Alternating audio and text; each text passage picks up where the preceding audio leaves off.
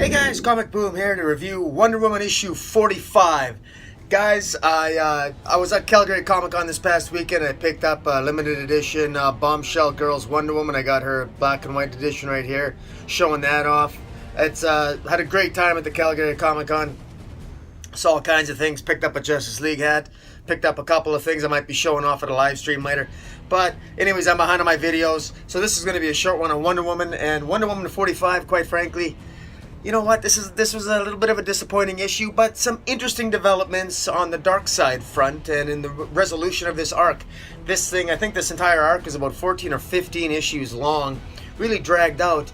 Basically, Wonder Woman's still battling Darkseid. Grail is in Themyscira, who attacking Amazons and shooting them with some sort of gauntlet, which was never explained, that apparently has the power to change Amazons into female Amazon parademons, because Darkseid wants to convert the Amazonian army into his new parademon army and then go and reinvade Apocalypse and become, I guess, ruler of Apocalypse again. And while Grail is made it to Themyscira doing that, and Jason was able to follow Grail into Themyscira, Wonder Woman battles Darkseid throughout this issue. So this issue is kind of boring. You know, the art, once again, the art's good. I mean, the artist, again, James Robinson's the writer, and the artists, Emma Lepacino, Ray McCarthy, and Marco Santucci. The art's good. I mean, I can't complain about the art. Again, these are really good artists. They do a decent job. Unfortunately, what is really unfortunate about all of it is, even though they're great artists and they can clearly draw some good action scenes, the fact is that this is a very poorly choreographed fight scenes in this comic book. It's not very well done. I did a review of Avengers Infinity War, which I'll be posting, and one of the amazing things about Avengers Infinity War on the screen is how well choreographed the fight scenes were and how they came across. And it's just amazing how they put the space sequences, they put all the sequences and the fight sequences together. This was extremely poorly put together. James Robinson doesn't know how to creatively sort of orchestrate or to write a fight scene at all. The fight scene between Wonder Woman and Darkseid is painfully awful. It was just totally uninspired. The background seemed to change. They just seemed to be swinging randomly. Didn't seem to be going anywhere. And to make it even worse, you guys, I've been complaining for a long time about Wonder Woman, how in Rucka's run she seemed to be obsessed with her magical lasso, and she'd overuse the magical lasso, wrapping her magical lasso around enemies like Ares, and you know, supplicate herself and using truth to get her enemies to subdue themselves. And to me, it's just a cop-out. Well, as unfortunately James Robinson has drank from that same Kool-Aid.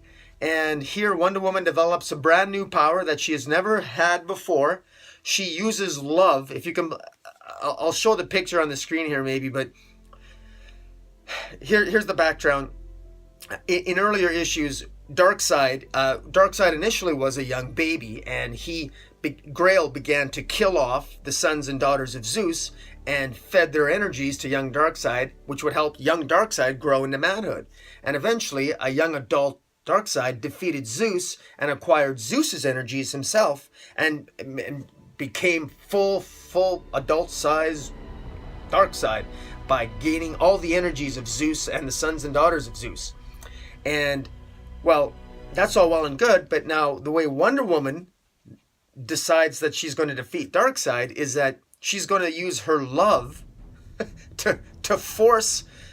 She uses her love to force out all the energies that Darkseid absorbed. So now what doesn't make any sense here is that I had thought that Darkseid had absorbed the energies of all the sons and daughters of Zeus, but apparently he didn't. He actually absorbed their actual souls and their entities or their energy sources or something.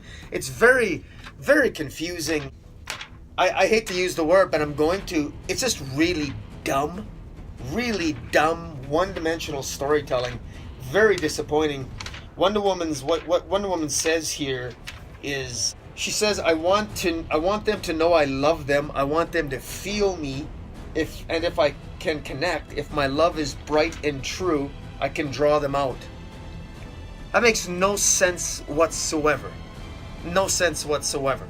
First of all, how does Wonder Woman even do that? She doesn't have she doesn't have love power. Okay, she doesn't have a love power. Wonder Woman loves people. Sure, she's got the power of love to bring people together, but she doesn't have a love power that she can somehow draw souls out that have been sucked in by dark. That is ridiculous. Absolutely ridiculous. What on earth, or what on Themyscira, what on any plane of existence, what in any universe would Wonder Woman think she's got the power to use love to draw anything out of anybody? This is completely new, complete fabrication. This is a stupid development. It's a dumb development. Absolutely ridiculous. This is so disappointing. This is just, it's exactly the type of, I don't know. I just think it's so stupid. It's so stupid. And you could tell the artist didn't know what they were doing either, because how do you draw something so stupid? Like, she's gonna draw them out? How? All she does is she sort of goes like this? What did you actually do, Wonder Woman? Like, how do you actually draw? Why would that even occur to you? That makes no sense at all. You don't love any more than anyone else does. And again, to suggest, for the writer James Robin to suggest that Wonder Woman has somehow a greater capacity to love than anyone else is, again, wrong. Just wrong. Because if Wonder Woman could do that, why can't we all do that? Wonder Woman, she doesn't have that. She doesn't have an actual, it's not a physical superpower. She doesn't have a superpower of love. It's ridiculous. And if she does now, it's just plain stupid. It's stupid. It's about as stupid and as overused as the magic lasso is, how they have that. Anyways, don't even get me started on that again. But in any event, huge disappointment here.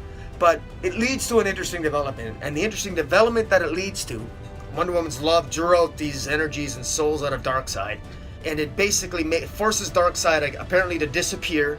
And at the end, Darkseid reappears on an island somewhere, the sunset, and he doesn't remember who he is, and he starts to wander off. He says, Darkseid wakes up somewhere else on an island. He says, where am I? Who am I? That's the question, isn't it?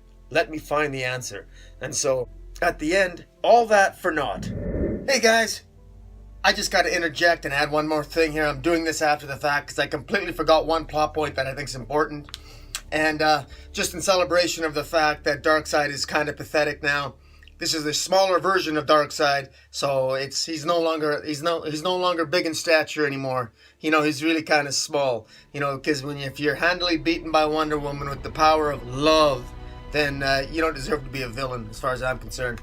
But in any event, Grail, when she was fighting to convert the Amazons into parademons on Paradise Island in Themyscira, she was defeated by Wonder Woman's mother, who also met Jason. Jason met his mother in Themyscira, and they had a lovely moment, as I said before, although somewhat predictable and contrived and everything else. Grail was captured, and Grail wakes up, and she is actually in the same basic captivity as Ares. If you recall, Ares during Greg Rucka's run, Ares knows that it's best that he's kept away from the world, because the hatred and the warlike tendencies of man tends to corrupt Ares. So Ares is sort of hidden on Themyscira, away from the darker sides of mankind, personkind. And Grail now is in captivity with Ares, and Ares is apparently going to try to, over the centuries, probably try to have a positive impact on Grail, and Grail will have none of it, and Grail starts to cry even because she's insistent that her daddy, Darkseid, is going to find her. Of course, that's going to be a little bit of a problem, because Daddy doesn't even know who he is anymore. Darkseid's wandering off. He's lost his memory now. Wonder Woman's taken that away from him. He's lost all the energies of all of Zeus's children that him and Grail killed off. And so, yeah, I don't know what the future holds, but it's an interesting little subplot that Grail is now in captivity with Ares. It's rather, there was a funny moment there. Grail thought initially that Ares wanted her to be his concubine, and of course Ares naturally points out that, look honey, I've been with Aphrodite, okay? I've been with the hottest woman in the universe in all time, Aphrodite. Believe me, I'm not looking to bed you.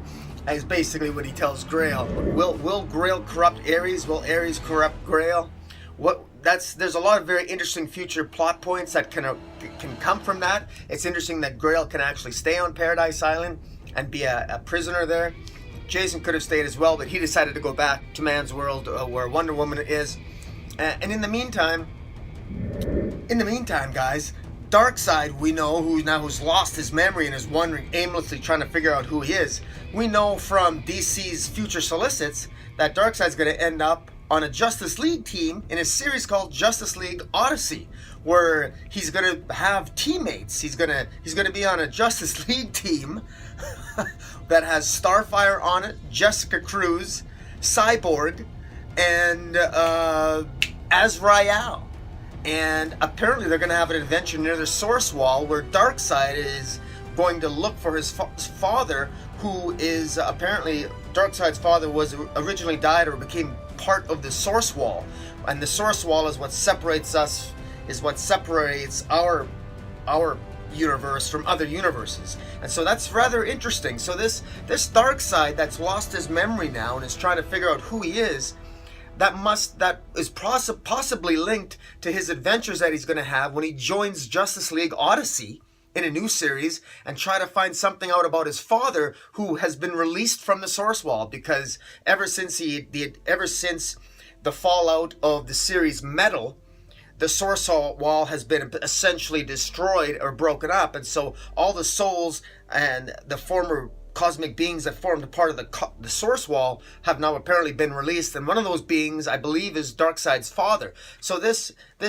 amnesiac Darkseid now is going to go on an adventure, presumably with the other members of Justice League Odyssey, Starfire, and like I said, Jessica Cruz, Azrael, Cyborg, to find his father, and probably that's going to lead him on an epic quest as well.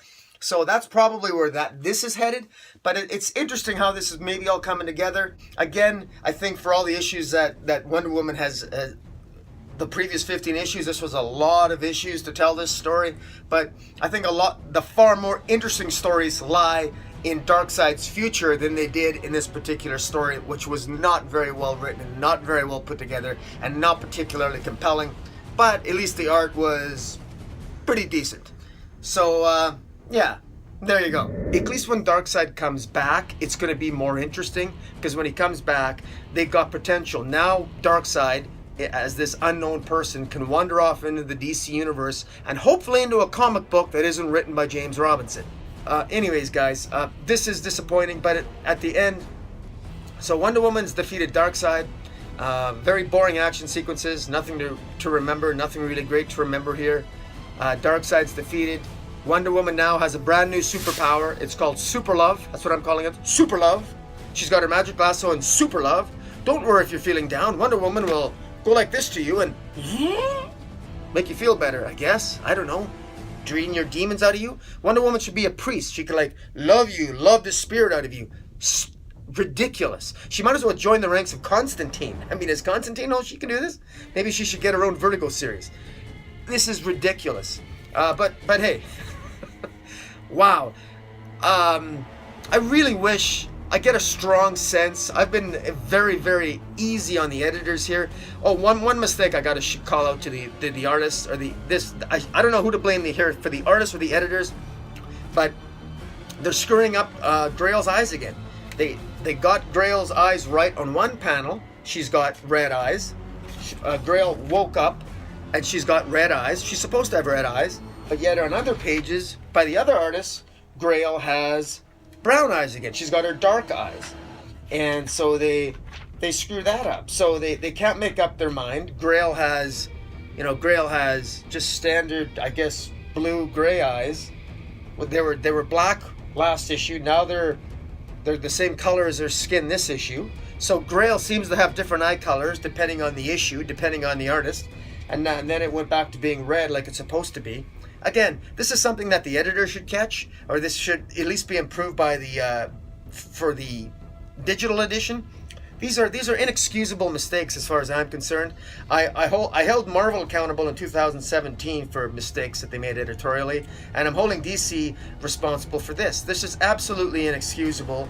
Readers deserve better than this. We should have more consistency. Snap to it, editors. Know your job. And for God's sakes, how did you let James Robinson get away with that stupid super love power that Wonder Woman has?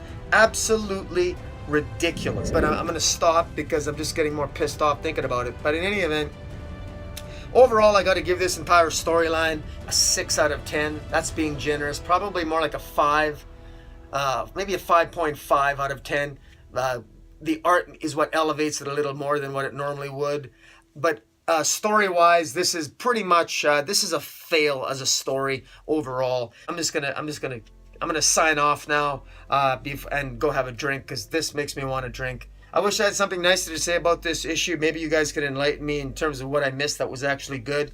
I'm just glad it's over. I really am. This is one long, drawn-out story that, thank God, it's over. Good Lord. Anyways, guys, I'm done. Comic Boom out.